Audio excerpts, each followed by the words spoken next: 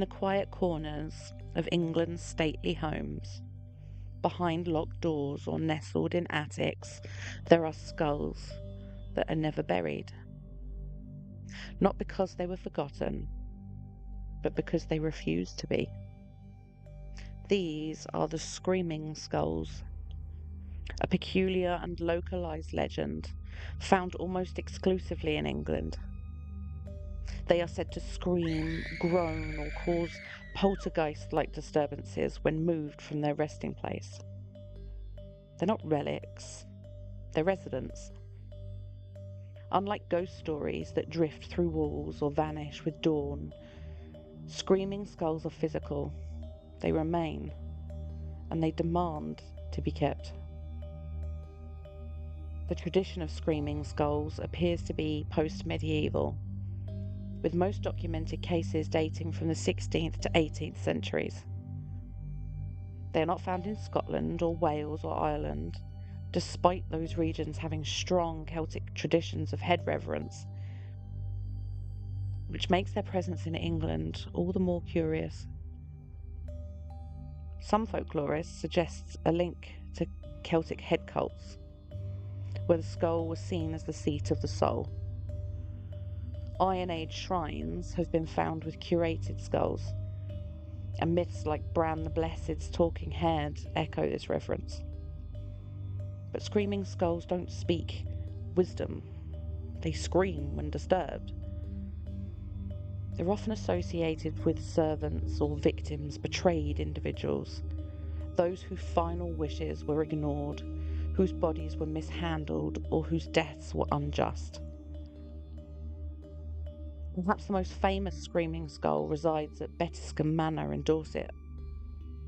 The legend tells of a West Indian servant brought to England by Isaiah Pinney in the late 17th century. On his deathbed, the servant begged to be buried in his homeland, and Pinney refused. The man was buried in the local churchyard, and soon after, screams were heard from his grave.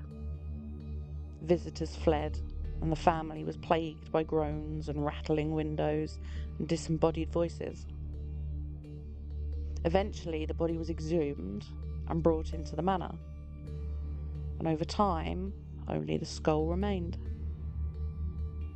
Attempts to remove it, for example, once it was thrown into a pond, resulted in renewed disturbances.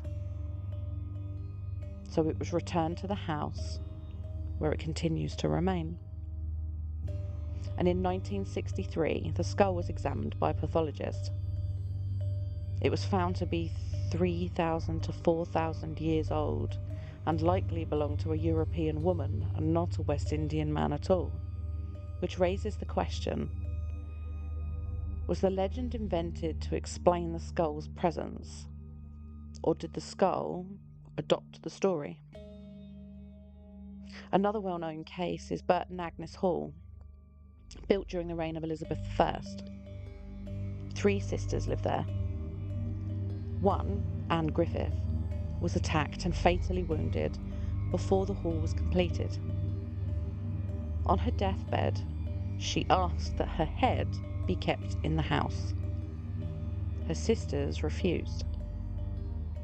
And after the hall was finished, strange moaning and disturbances plagued the home.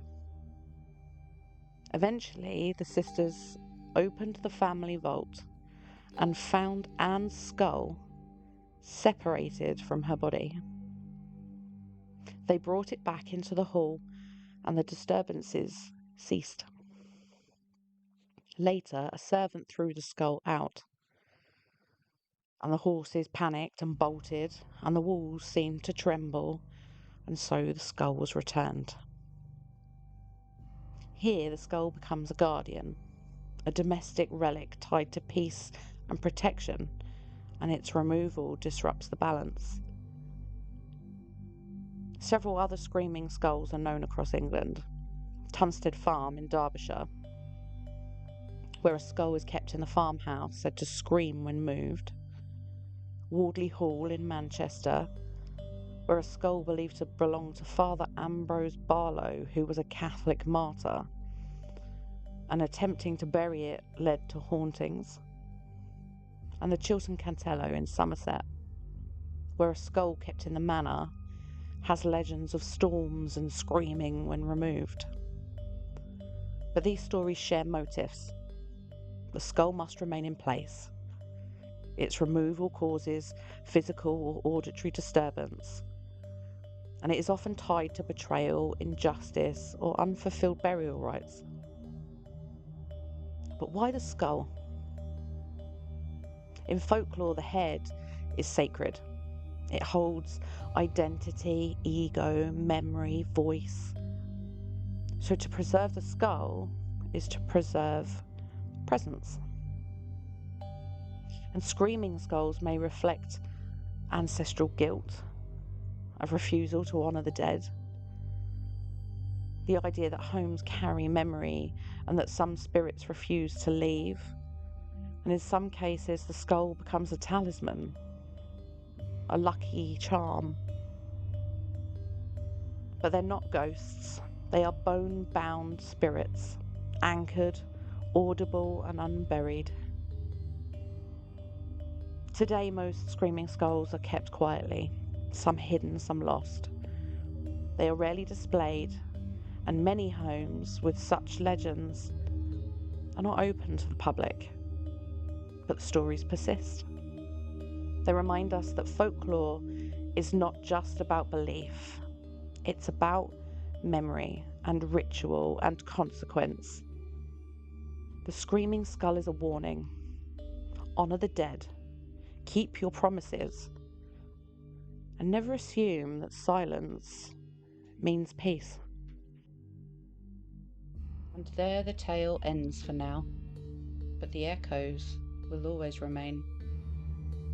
If you've enjoyed your stay here in my domain, leave your mark, a review, a whisper, a 5-star sigil.